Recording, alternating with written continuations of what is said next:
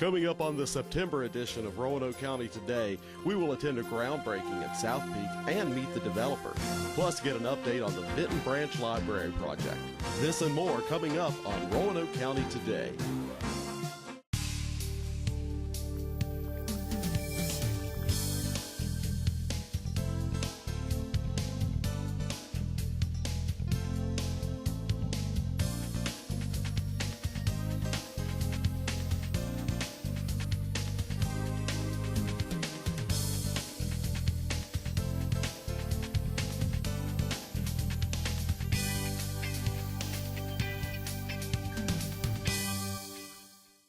Volunteer firefighters save lives. Do you have what it takes? Visit RoanokeCountyVA.gov/FRVolunteer or call 540-777-8706 to become a Roanoke County Fire and Rescue Volunteer Firefighter. Welcome back. With me now is Jim Smith, the founder and developer of South Peaks Development. Jim, welcome to our show. Well, thank you for having me. Well, today we're celebrating an exciting new announcement with the groundbreaking of the new Hilton Garden Inn. And I'll tell our viewers a little bit about South Peak and where we are today. Okay, I think what you see if you were standing on the site with us today, the condominiums are open. There are 72 of them open and available for sale. There will be 170 in all. We have a single-family subdivision that's open. 5 of those lots have already been spoken for.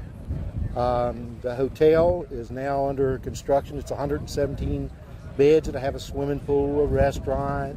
There will be a lounge on the top floor. It's 5 stories high. So it'll have a commanding view of the valley. And then we'll have restaurants, retail, and a number of office buildings. Now, Hilton Garden Inn has a loyal following, and 5 stories on this gorgeous mountaintop vista is going to be a beautiful facility and a wonderful tourist attraction for the Roanoke Valley. Now, tell us about how this Hilton Garden will fit into your overall vision of South Peak. Well, I think, one of the part of the vision it fulfills is it's unique to the Roanoke Valley. Hilton is managing Hotel Roanoke for Virginia Tech, and so it made a nice fit. But this gives them their lead brand facility here in the valley, and that gives us an opportunity to kind of expand off of some of the things the Hilton Corporation has done. Now, we have seen a lot of construction activity up here over Yes, the past several months, and I know that our viewers are interested in seeing how the construction is going. And tell us a little bit about the timelines for the completion of the Hilton Garden Inn and what the next steps are here. Well, I think, probably less than a year from now, you'll have a ribbon cutting and this will be open. In between that period of time, you'll probably have the start of the development either of the second condominiums or the office building. So we'll have another groundbreaking and a ribbon cutting within the next 12 months. The single family subdivision will be open and houses will be started in there just as soon as the streets are paved. Okay. So it's going to be a lot of activity. It should be continuous for the next number of years. Now, this has been a wonderful partnership between Roanoke County and South Peak, and we really appreciate all the investments that you're making in the community and improving this property for future development. And I hope that our partnership will continue with the recruitment of new businesses here. Oh, absolutely. Is there anything you can tell our viewers or share with us, a little inside scoop on what you're looking for? Well, I think, when you're trying to appeal to the population now, and you're millennials and our multicultural folks, you've got to have a variety of different living circumstances, restaurants. There has to be choice. In Roanoke, we've been a pretty homogenous society, and this gives us a little more choice, and that's going to help us attract people. No, we like to eat in Roanoke, that's for sure. Yeah, so we like the eaters. Variety that you're trying to help us attract a good mix here. Right. And so you've had a really good response, I think, from a lot of people interested in the residents here at South Peak. And this is a very unique upscale experience, kind of a retreat resort type of experience for people who are interested. So what's next? What's the next milestone you hope to reach? Well, I think the next big milestone is when we do the office building. There you're looking for more entrepreneurial types of businesses that want to situate themselves in proximity to the medical school, proximity to the research center at Virginia Tech, and Virginia Tech's campus. We're looking to bring investment folks here. Without private capital, a lot of projects doesn't go. So we'll be recruiting financial resources here for the Roanoke Valley. Jim, you do work all over the country. Yes, I do. Why are you doing this here? What's attracting you here in Roanoke? Well, it's my hometown. Jamison, Jackson, Jefferson, Virginia Western, Virginia Tech, so it doesn't get much more local than I am. And so there was an appeal to do something here at home. You know, I like what you said earlier today at the announcement, and you were talking about the dream, the vision. Right. Tell our viewers a little bit about that vision. Well, you know, it's kind of symbolic that we're having this today on the anniversary of the 50 years of Martin Luther King's wonderful speech, "I Have a Dream." And his dream, I think, was so broad and all-encompassing to change the fabric, a moral fabric of our country. And, you know, this dream was much more micro and much more situated to us, to Roanoke. And how do we make a gateway into our community that says welcome, that looks forward, that looks like it's a place for the future, not a place of the past? And that was my dream. And I think to some measure I've accomplished that. Well, clearly your vision is becoming a reality here at South Peak, and we're thrilled to continue partnering with you. Jim, thank you so much for all you're doing in Roanoke County. Thanks for being with us. Thank you. Now I'm here with John Koshevos, the Vice President of Development for Hilton Worldwide. John, welcome to our show. Great to be here. Today's an exciting day, and we're so happy that you are a part of this announcement and that Hilton Garden Inns is going to be a new franchise here of this beautiful property. Tell us a little bit about how you came to this location. Well, this project started many, many years ago when we first looked at it and kind of looking at the market and different dynamics, and we thought this was going to be a great spot to put a hotel with the mixed-use components of the condominiums, the restaurants, and everything else that's going to be coming in here.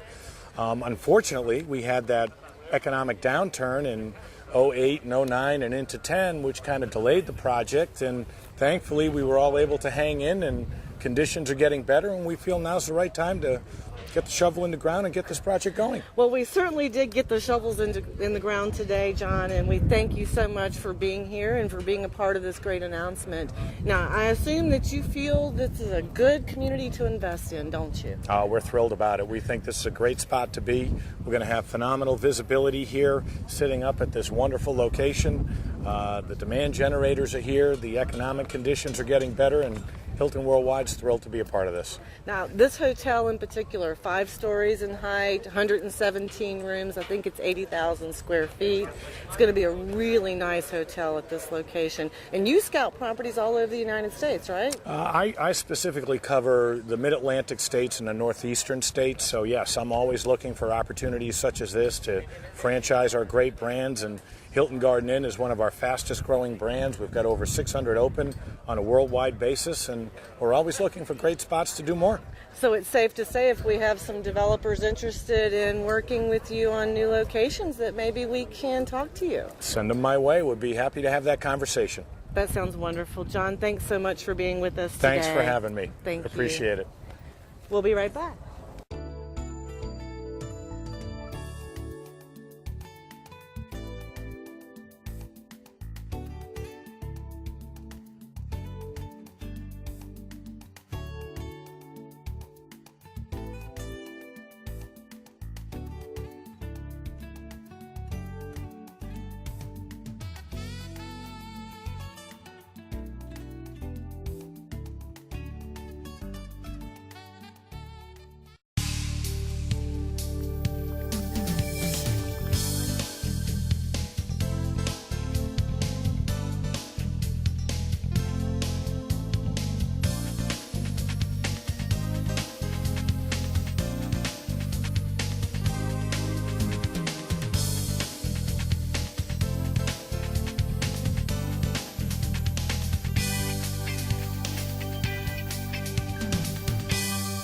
I'm Gray Craig, and today I'm in downtown Vinton with Michael Mize, the Assistant Director of Libraries for Roanoke County.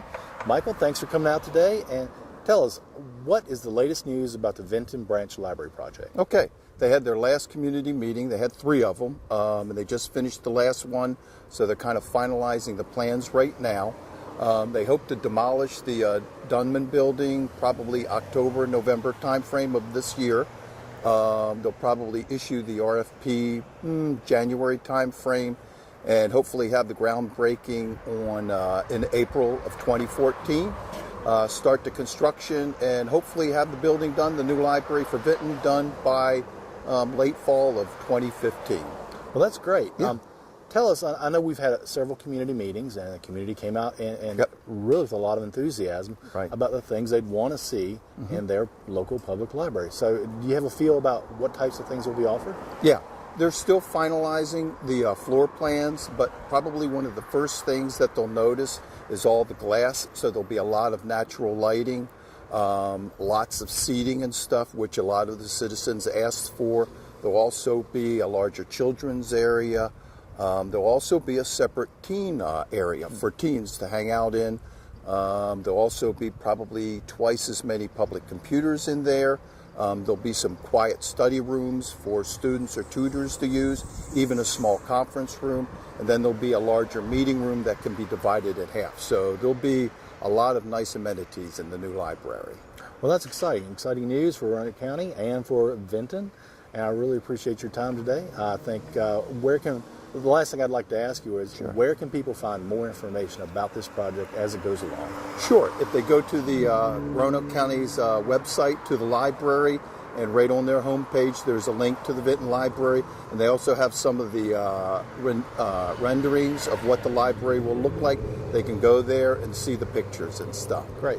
Yeah. And just to recap, we'll have hopefully some clearing of the site in October, November. Yep. And hopefully news for a groundbreaking next spring. Yep. And we'll go on from there. Great. Great. Thank you. Thank you. This is Roanoke County Today. Higher electric bills, sticker shock at the gas pump, energy can cost a ton, but it's easy to save money and give your budget a boost. Save hundreds of dollars in energy costs by doing just a little. An average household dedicates 11% of its energy budget to lighting. Using new lighting technologies can reduce energy use by 50 to 75%. One of the easiest and most cost-effective ways to cut energy bills is to replace conventional light bulbs with compact fluorescent lamps. They're more efficient and last 6 to 12 times longer. Remember, do a little, save a ton. The Town of Vinton's new website has it all. Click on the town calendar to find out what's happening every day of the week, report a concern, and make a request with Request Tracker. Stay informed with Newsflash. Pay bills online and access the Archive Center for meeting minutes, agendas, and budgets.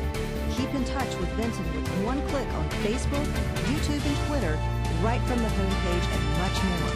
VintonVA.gov is your connection to the Town of Vinton. What's the buzz about Green Ridge Recreation Center? It's a place that's close to my house that I can come and get in shape. We saw the quality of the exercise environment and the opportunity for our kids to enjoy it and take advantage of really a cutting-edge fitness facility. The staff here is wonderful. They are very hands-on. They love to help people.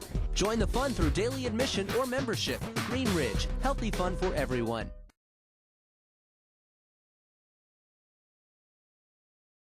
This year is the 12th year for the annual Green Hill Highland Games and Medieval Fair. It's going to be an incredible year. We have, the dates are September 28th and 29th. On Saturday we go from 10 to 6, and on Sunday we go from 10 to 5. We conclude each evening with a fabulous masquerade ball. The masquerade ball is at 4:30 on Saturday and at 3:30 on Sunday, and then after the masquerade ball on Sunday we have a final pub sing, which is lots and lots of fun. But the exciting thing this year, I think one of the elements is for the Highland Games this year, which are on Saturday only of the event, we will actually have a women's division for the first time. And we've been talking about it for the last couple of years, and then all of a sudden 12 women appeared when we sent out, we go on all the websites and get the information out there going, we'd love to come. It's called throwing when you participate in the games. We'd love to come. So we have 12 women in addition to the men.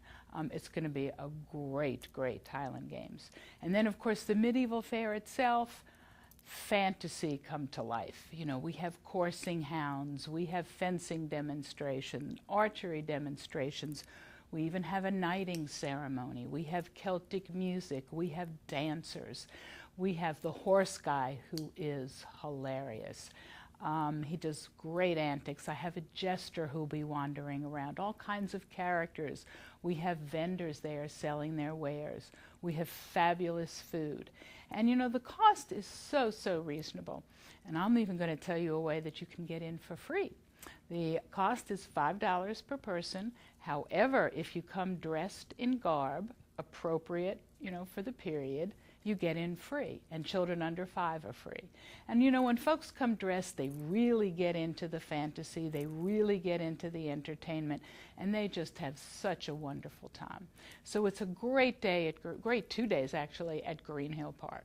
In addition to all of the things I've already mentioned, we have a fabulous magician that comes out and joins us, and it's just, we have a singer who comes to the pub. We'll have some dance instruction that'll happen kind of spontaneously throughout the event. A lot of things at a medieval fair happen spontaneously. You know, you happen upon things. We have maypole dancing, for instance. You can happen upon the maypole and learn how to maypole dance. You'll also learn the art of wooing a woman at the masquerade ball. You know, so it's just lots of fun and lots of fantasy, as well as educational. A lot of history comes to life. It's fabulous. And the dates again are Saturday, September 28th, and Sunday, September 29th. On Saturday we go from 10 to 6, and on Sunday from 10 to 5. Participation in the recycling drop-off program in Roanoke County has been steadily increasing. With the increase comes growing pains. The following etiquette tips will help citizens receive the most benefit from the recycling program. Break down any boxes before placing them in the containers. We currently accept plastics and all types of cans. Do not place items with food residue in trailers. Fill trailers to capacity. When the recycling trailer is full, do not place items on the ground outside of the trailer. Visit another recycling trailer location. Please use the trailers properly. Higher electric bills, sticker shock at the gas pump, energy can cost a ton, but it's easy to save money and give your budget a boost. Save hundreds of dollars in energy costs by doing just a little. An average household dedicates 11% of its energy budget to lighting. Using new lighting technologies can reduce energy use by 50 to 75%. One of the easiest and most cost-effective ways to cut energy bills is to replace conventional light bulbs with compact fluorescent lamps. They're more efficient and last 6 to 12 times longer. Remember, do a little, save a ton.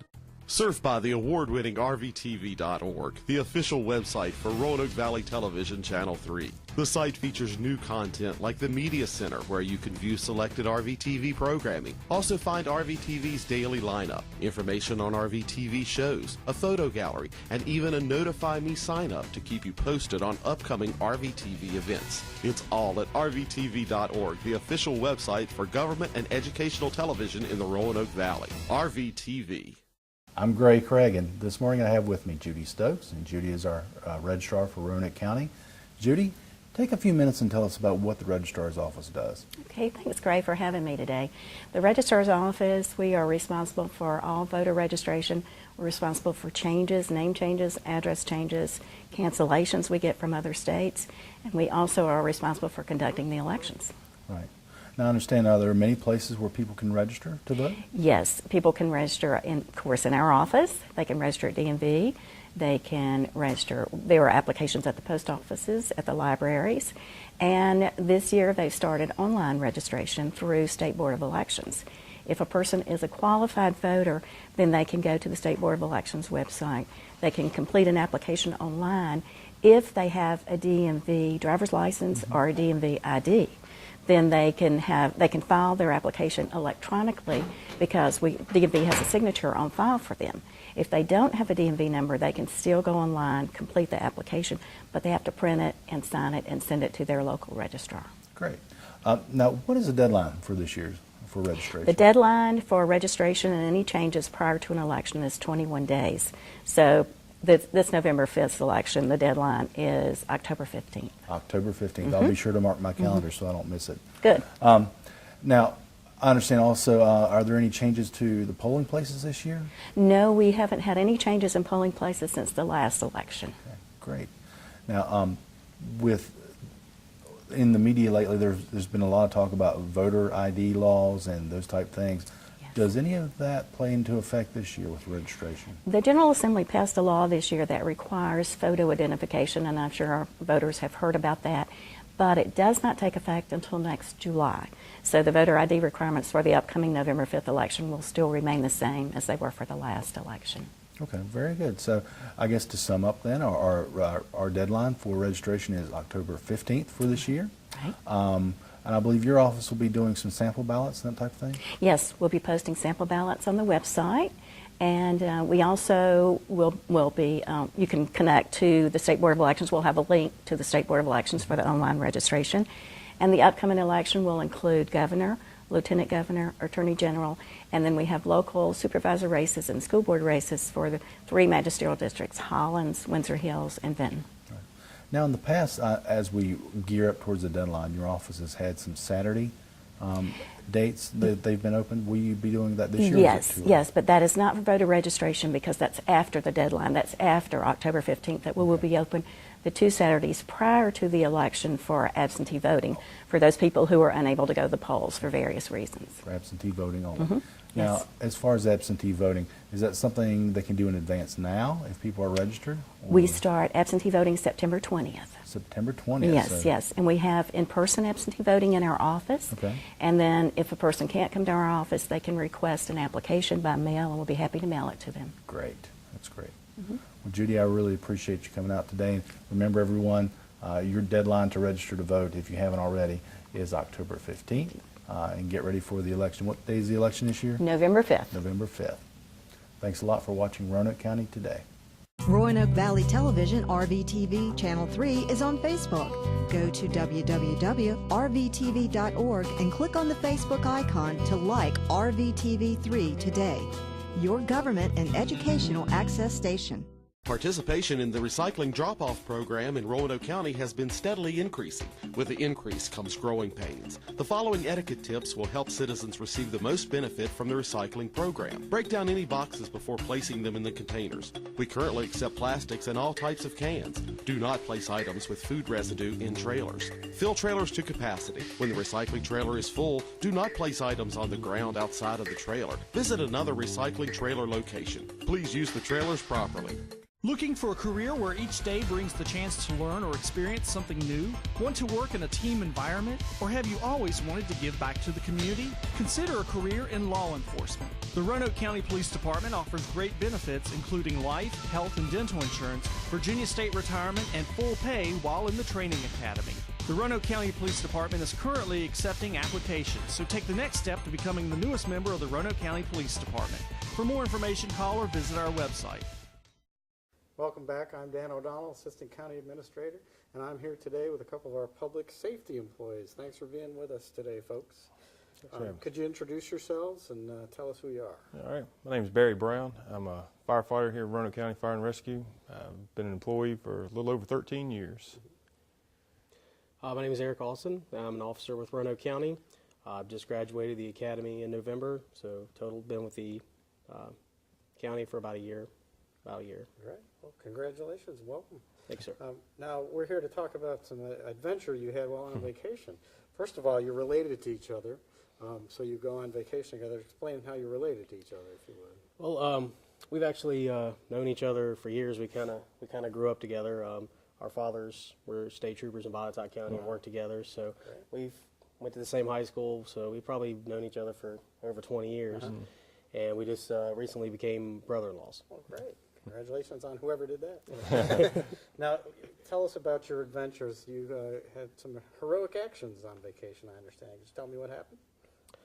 Yes, sir. Basically, we were on vacation. It happened, I believe it was on July 6th of this year. We were vacationing with our family in Holden Beach, North Carolina, which is a little south of Wilmington, just above Myrtle. It's a real nice, secluded beach full of beach houses, no lifeguards on duty or anything like that. It was our first day down there. When we got there, we were both getting warnings and things like that on our cell phones about dangerous rip currents and things like that. So we were trying to, I was trying to keep my kids from going out too far and stuff like that. And they were just kind of just playing around, not doing much. And we were just sitting under an umbrella and just happened to notice a lady just got up and just started running towards the ocean. And it caught my attention at first because I thought it looked kind of weird because she was running out into the ocean carrying a book in her left hand like she had just been reading. I'm like, that's kind of strange carrying a book in the ocean. So I saw her go on out, and I could tell she was yelling, but with the wind, you couldn't really hear anything. And she made it to a little girl, and I saw her like kind of just make a motion to the little girl, like go back to the beach. And then she kept going, and at that time I saw her, she kind of actually just threw the book, and I saw her keep swimming. I'm like, well, okay, something's really wrong. And just happened to look out, and I see a little tiny head just bobbing in the waves about probably maybe 150, 200 yards out in the ocean. Yeah. And I just kind of looked over at him, and he saw me stand up and throw off my shirt and sunglasses and take off running, and I knew he was coming with me, so we just kind of took off out into the ocean to try to see if we could help. So apparently you rescued the child. And yeah, we ran out as far as we could, high stepping waves, and we dove in, and it was a pretty decent swim to get out to them. I looked up, and by the time I looked up to make sure I was still heading in their direction, she had made it to the little kid, and she was hollering for us to help her, and I told her we're on our way. We put her face down in the water, kept on swimming, and once I got to him, she was really starting to panic. She was very scared, and I was afraid that she may start pushing the little boy down, trying to save herself. And so I grabbed the little boy away from her and kind of got away from her for a little bit, and by the time I grabbed him, that's when I was feeling the current for the first time, and it was very scary. It was the first time I'd ever been in a rip current, and it seemed like it was just pulling us into wave after wave. I'd get a breath of air, I was back underwater, and I was just trying to hold the little boy up above the water as best I could. So you did manage to get them both back to the shore? Yeah, we got them in, and it took some effort. We got in, eventually we got in close enough to where we could touch, and once we could touch, we kind of dig your foot into the sand and push in towards the beach. Well, great. I mean, that's an amazing thing that you did. Yeah, and by that point, we'd already drifted probably a couple hundred yards down the beach just trying to get them in, and I think our wives said that it felt like we were out there probably anywhere from maybe 5 to 10 minutes trying to get them in, and they were on the beach freaking out. Yeah, I'll bet. And you've received a lot of recognition because of this rescue that you did. And how does that affect you? Did you expect that to happen when this happened? Not at all. I mean, honestly, it was, we just felt, that we were on vacation, and it'd be something that I guess anybody would have done. I mean, if we were a firefighter or EMT or police officer, I mean, it's just, you see somebody needing help. I mean, it's just natural instinct to try to go help, and I'd like to think that anybody would do that for anyone anywhere. Right. Well, I'd just like to, on behalf of Roanoke County government, thank you for what you did. And I'm Thank sure, you, sir. You should be proud of what you do day to day, not just in that kind of event, because we do have excellent public safety employees here. We're very proud of both the Fire and Rescue Department and the Police Department here. So, is there anything else that you'd like to mention? No, sir, not at this time. No. Well, once again, thanks for being with us today and sharing that adventure with us.